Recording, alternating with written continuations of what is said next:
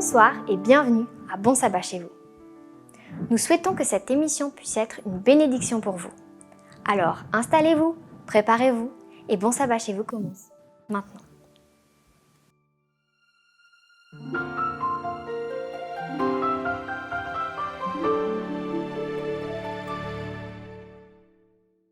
Comme vous le savez, ce soir est le dernier épisode de cette saison de Bon Sabbat chez vous.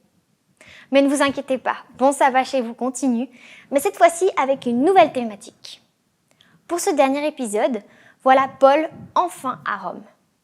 Cet épisode des Actes nous sera présenté par Inès Sassou, aumônier de la jeunesse du campus adventiste du Salève en France.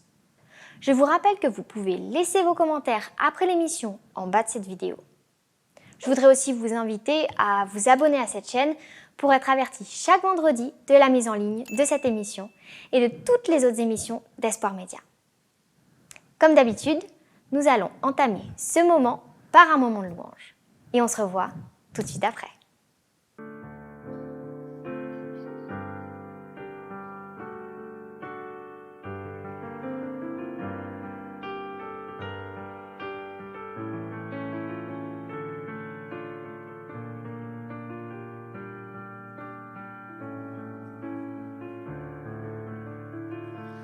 Que l'esprit de vérité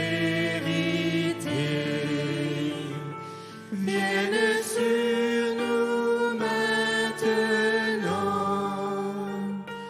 pour que nous puissions te ressembler et savoir prier. Que l'esprit de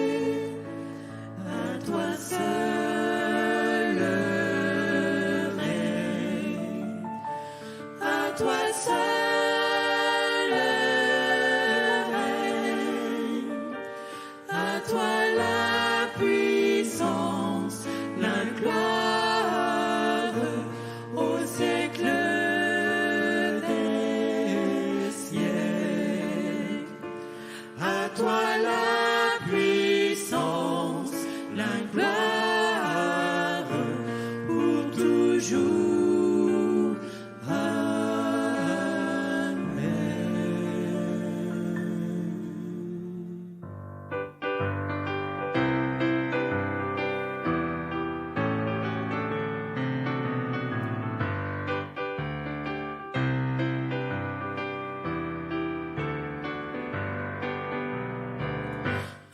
jour dans tes parvis vaut mieux que mille ailleurs. Seigneur, tu nous unis, nous sommes frères et sœurs.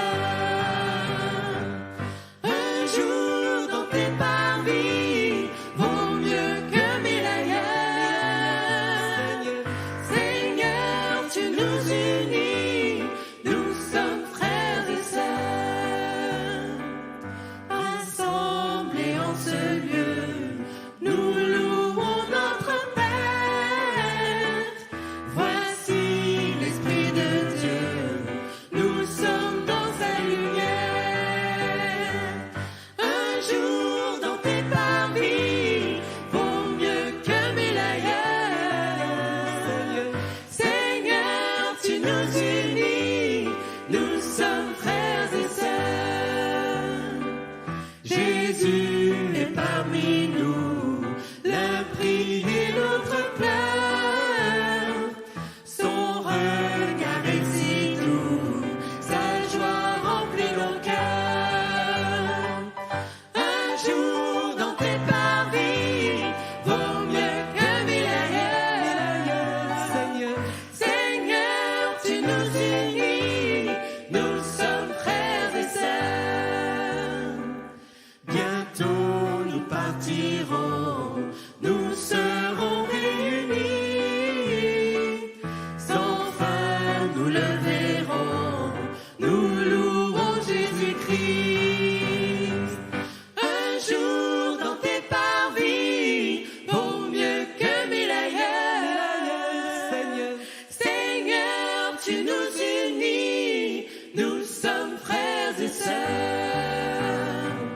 Un jour dans tes parvis vaut mieux que mille ailleurs. Seigneur, tu nous unis, nous sommes frères et sœurs. Nous sommes frères et sœurs. Nous sommes frères et sœurs. Si le jour du sabbat, tu te retiens de travailler, si tu t'abstiens de traiter tes affaires en ce jour qui m'est consacré, si pour toi le jour du sabbat est un temps de délice, si ce jour de l'Éternel, tu le tiens en estime, si tu le respectes en t'abstenant de faire ce qui te plaît, de traiter tes affaires et de tenir de longs discours, alors tu trouveras ta joie en l'Éternel. Et sur les hauteurs du pays je te ferai passer, et je te donnerai la pleine jouissance du patrimoine de Jacob, ton ancêtre. Ésaïe 58, versets 13 et 14. Merci à l'équipe de louanges pour ces chants qui nous ont maintenant préparés pour la méditation. Inès, notre invitée, nous présente la fin du livre des Actes et les dernières années du ministère de Paul qui, malgré le fait d'être prisonnier, continue de prêcher la parole. C'est un récit que je vous invite à découvrir ou redécouvrir par un extrait du film du livre des Actes. Tout de suite après, je laisse la parole à Inès qui va nous aider à comprendre les leçons pratiques de cette histoire. Et après cela, je vous retrouve avant la fin de cette émission. Tout près de là se trouvait un domaine appartenant au premier personnage de l'île nommé Publius. Il nous a accueillis très aimablement et nous a offert l'hospitalité pendant 3 jours. Or, son père était cloué au lit par la fièvre et la dysenterie. Paul s'est rendu auprès de lui, a prié en lui imposant les mains et l'a guéri.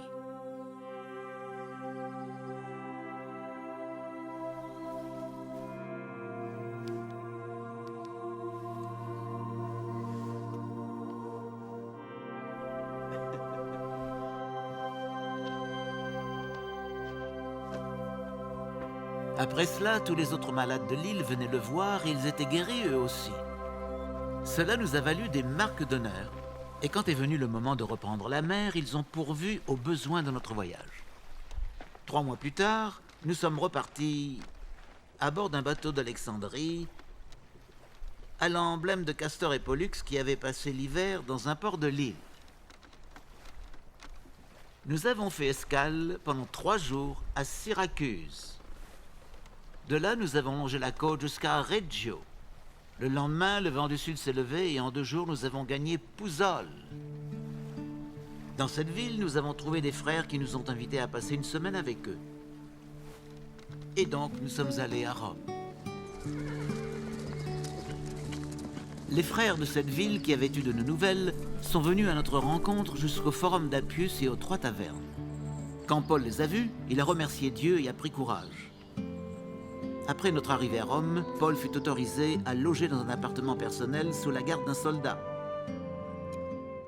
Bonsoir à tous. Je me réjouis de pouvoir vivre avec vous ce dernier début de sabbat de cette saison, de Bon Sabbat chez vous. Et alors, aujourd'hui, nous allons étudier le dernier chapitre du livre des Actes, Acte 28. Nous ne pouvons pas parler du chapitre 28 sans faire un petit rappel du chapitre 27. Alors, dans le chapitre 27, nous avons plein de suspense.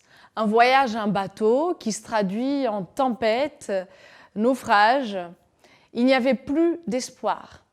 Mais que va-t-il vraiment se passer? La tempête est si forte qu'ils perdent l'espoir d'être sauvés. Au cœur de la tempête, Dieu se manifeste à Paul et le rassure. Et à son tour, Paul va pouvoir rassurer ceux qui se trouvent avec lui dans le bateau.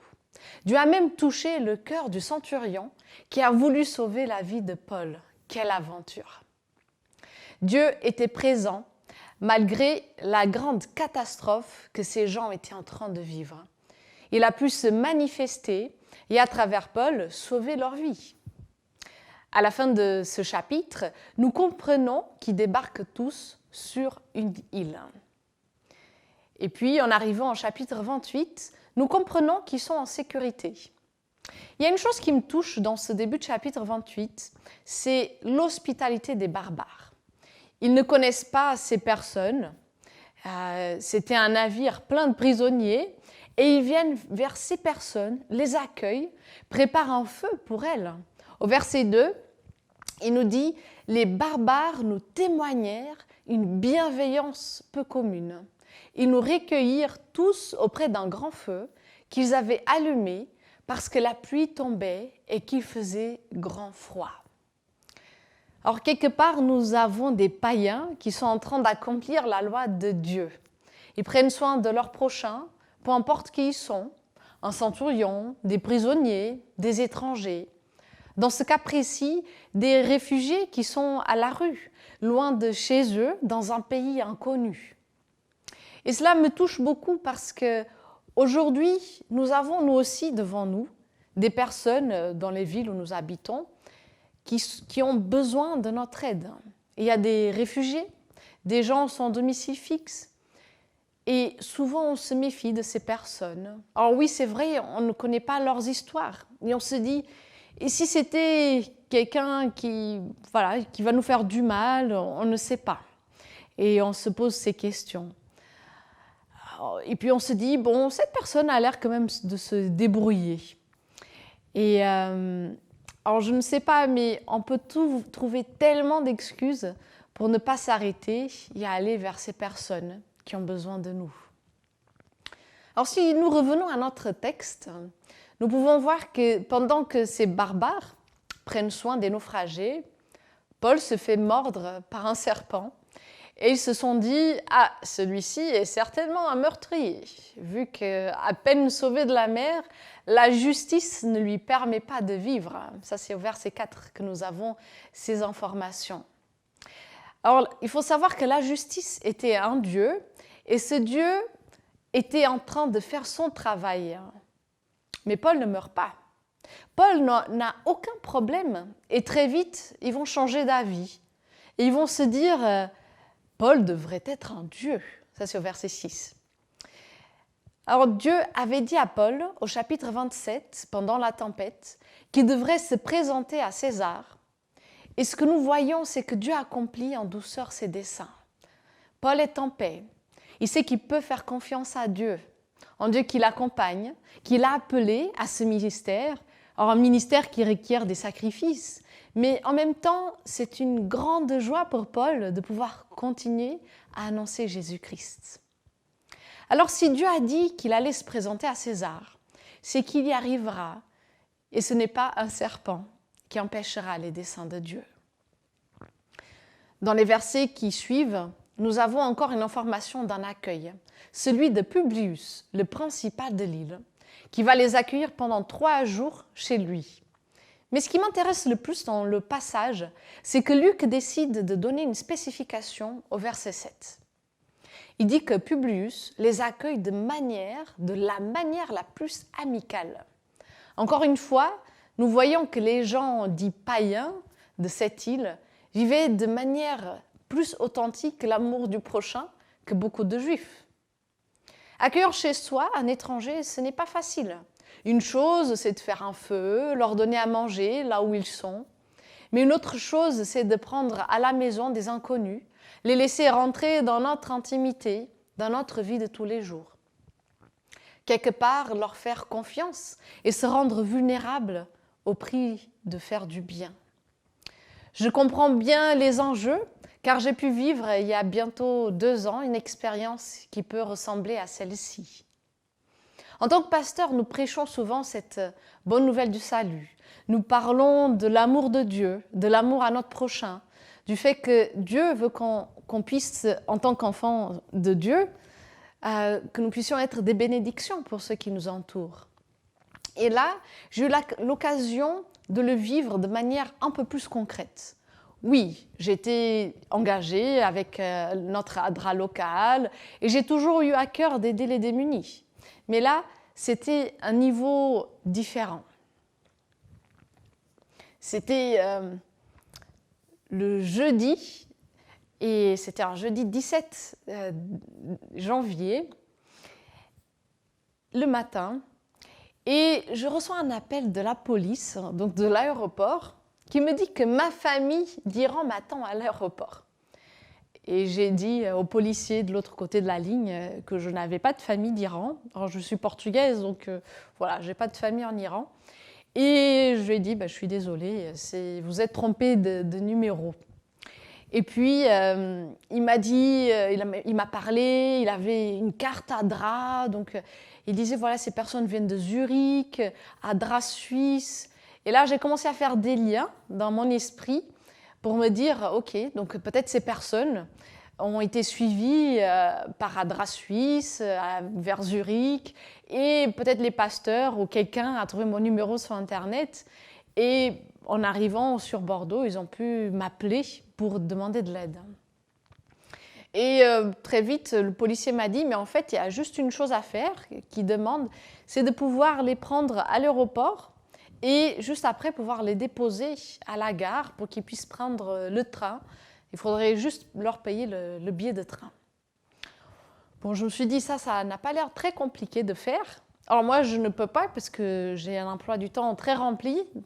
Cette journée-là, j'avais une grande journée, un peu comme toutes les autres.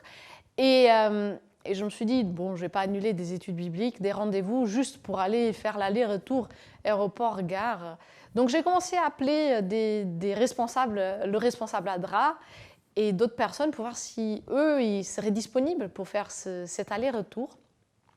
Mais la réalité, c'est que c'était la journée de la distribution alimentaire et ils étaient tous affolés, il y avait beaucoup de choses à faire et ils m'ont dit, en fait, on n'est pas disponible. Donc il va falloir trouver une autre solution.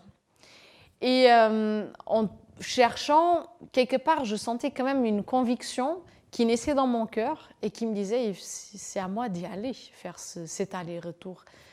Et en même temps, je me battais un peu contre cette conviction parce que je me disais, non, mais je ne vais quand même pas annuler mes études bibliques, ce n'est pas raisonnable. Et en même temps, voilà, cette bataille. Et je commence à recevoir des textos en me disant, en fait, je ne peux plus ce matin faire l'étude biblique. Ce midi, c'est fini. Et mes rendez-vous s'annulent petit à petit. Et là, je me dis, en fait, j'ai plus d'excuses. Je peux aller à l'aéroport chercher ces personnes. Donc, je prends la voiture, je pars. En arrivant à l'aéroport, je reçois un email du pasteur qui est en Suisse alémanique et qui me raconte un peu leur histoire, l'accompagnement qu'ils faisaient à cette famille, une maman et une fille. Donc, pour moi, les choses deviennent un peu plus claires. Et puis, j'arrive et je les vois Et le policier me demande très gentiment, il me dit, est-ce que peut-être juste avant d'aller à la gare, vous pourriez passer à France Terre d'Asile pour voir s'ils auraient une place pour cette famille à Bordeaux. Et dans l'après-midi, vous allez avoir une réponse. Bon, je me suis dit, c'est pas très compliqué, on va le faire. Et donc on arrive à France Terre d'Asile, on attend, on fait notre demande. Et puis à la fin de ce rendez-vous, on sort avec un rendez-vous dans quelques jours plus tard. Et là je me dis, ok, où est-ce que je vais mettre ces personnes pendant ces prochains jours ? Et c'est vrai, en arrivant à la voiture, je regarde toutes leurs valises. Ce mois de janvier où il faisait froid. Et je me disais, il faut qu'on fasse quelque chose pour elles. Et finalement, je leur ai dit, ok, en tout cas pour ce week-end, on va vous accueillir à la maison, je vais voir avec mon mari. Et puis pour la suite, on va voir comment on va faire. Mais je dois vous dire que je ne m'attendais pas du tout à cela. Et finalement, on les a accueillis pas seulement quelques jours, on a fini par les accueillir quelques mois. Et c'était une grande aventure à vivre. Je dois vous dire que de moi-même, je ne serais pas allée chercher des gens dans la rue pour les loger chez moi. Et en plus, je n'avais même pas une deuxième chambre pour les accueillir. Et Dieu a dirigé les choses d'une telle manière que finalement, nous avons accueilli cette famille à la maison. C'était des personnes qui venaient de se convertir au christianisme. Et la maman avait une grande soif de continuer de découvrir la Bible et Dieu. Et nous avons pu commencer à faire des études bibliques. Et nous avons aussi fait un grand dossier de demande d'asile. Très vite, nous avons vu l'Église s'engager aussi, à s'impliquer dans le soutien à cette famille. Et Dieu dirige tellement bien les choses que nous avions un juriste à l'Église qui travaille avec les réfugiés, qui a pu nous aider à construire ce dossier, etc. Donc Dieu a vraiment dirigé les choses pour ces gens. Et moi, de mon côté, j'ai pu apprendre à connaître une nouvelle culture et de nouvelles personnes qui étaient des bonnes personnes. Alors oui, avec un passé très, très difficile. Mais je vois que Dieu a été fidèle envers cette nouvelle convertie qui faisait confiance à Dieu, car elle n'a pas dormi une seule nuit dehors. Comme tant d'autres demandeurs d'asile, quand on marche dans la rue, on les voit dehors et ça nous fait mal au cœur. Elle, tout de suite, elle a eu une place pour dormir et en attendant un domicile. Alors Dieu a pu nous utiliser pour faire du bien et sans espérer, j'ai tellement reçu en retour. J'ai eu le privilège de connaître une femme résiliente, avec une grande force intérieure, qui continuait de se battre malgré les situations extrêmement difficiles de sa vie. J'ai trouvé une nouvelle amie, ce que je n'aurais jamais imaginé, et Dieu a pu me bénir à travers ces personnes que nous avons décidé d'aider de manière bienveillante.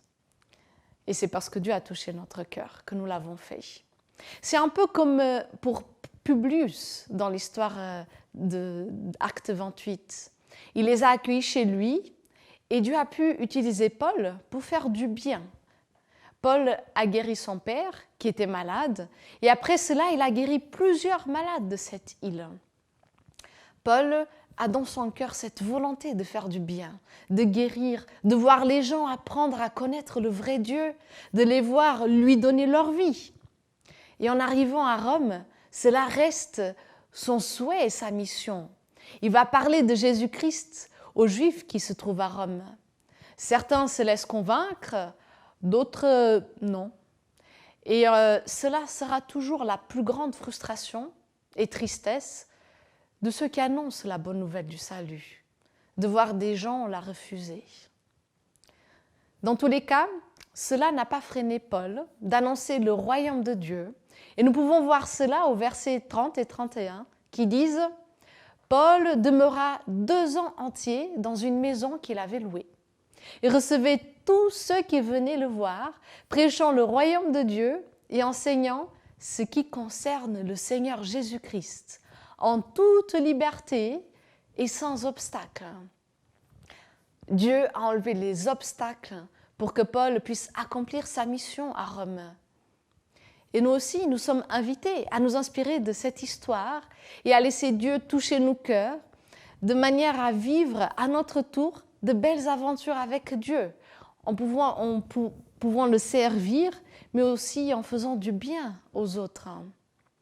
J'aimerais partager quelques versets de Matthieu 25 avec vous. À partir du verset 34, il dit « Alors le roi dira à ceux qui seront à sa droite, « Venez, vous qui êtes bénis par mon Père, et recevez en héritage le royaume qui a été préparé pour vous depuis la création du monde. Car j'ai eu faim, et vous m'avez donné à manger, j'ai eu soif, et vous m'avez donné à boire. J'étais étranger, et vous m'avez accueilli chez vous. J'étais nu, et vous m'avez habillé. J'étais malade, et vous m'avez visité. J'étais en prison, et vous êtes venus me voir. » Et il demande à Jésus, « Quand est-ce que nous avons fait tout cela ?» Et le roi leur répondra, « Je vous le déclare, c'est la vérité.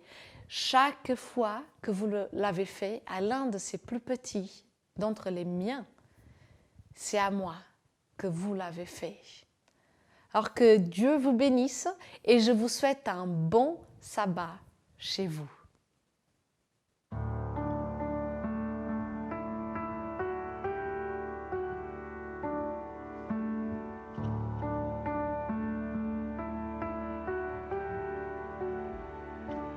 Nous étions là dans les ténèbres, sans espoir, sans repère. Quand du ciel tu es descendu pour nous montrer l'amour du Père. À une vierge l'ange est apparu, comme l'avaient dit les prophètes. Et d'un trône de gloire éternelle, tu es né dans une étape.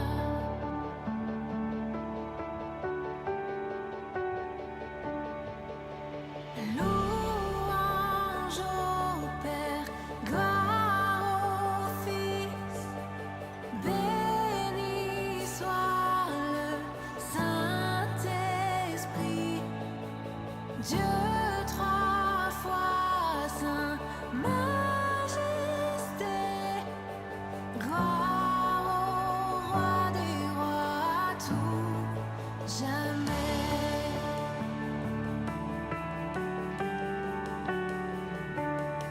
Pour nous révéler ton royaume, réconcilier les perdus, pour acheter la création, tu n'as pas méprisé la croix.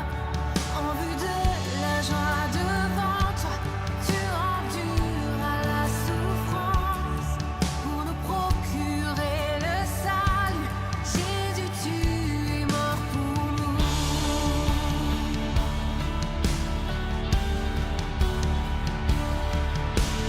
Louange au Père, gloire au Fils, béni soit le Saint-Esprit, Dieu trois fois saint, majesté, gloire au roi des rois, à tout jamais.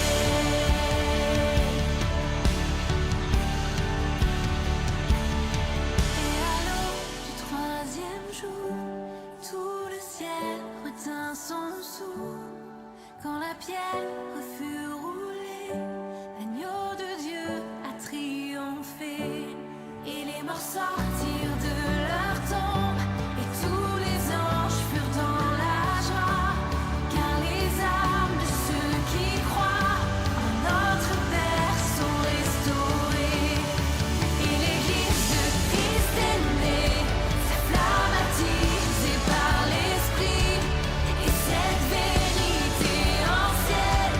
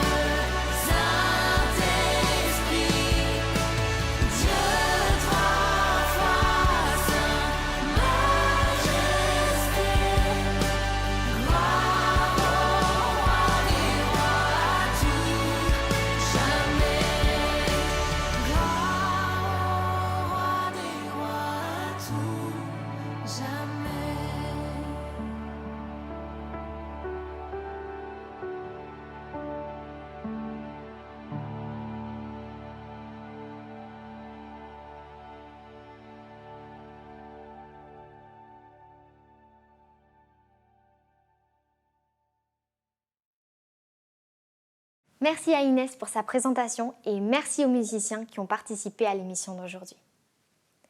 La mission qui a été celle de Paul continue aujourd'hui au travers du témoignage de notre foi. Je vous rappelle que vous pouvez revoir ces épisodes sur notre plateforme streaming adventplay.tv et que si vous souhaitez visiter une église adventiste, faire une demande de prière ou commencer des études bibliques, les informations se trouvent en bas de cette vidéo ou dans le menu en haut. Pour ma part, je voudrais vous remercier pour ces milliers de vues de notre émission. C'était un vrai plaisir d'avoir pu vous accompagner tout au long de cette étude du livre des Actes et j'espère vous retrouver pour notre nouvelle série de début de sabbat ensemble. En attendant, je vous souhaite un bon sabbat chez vous.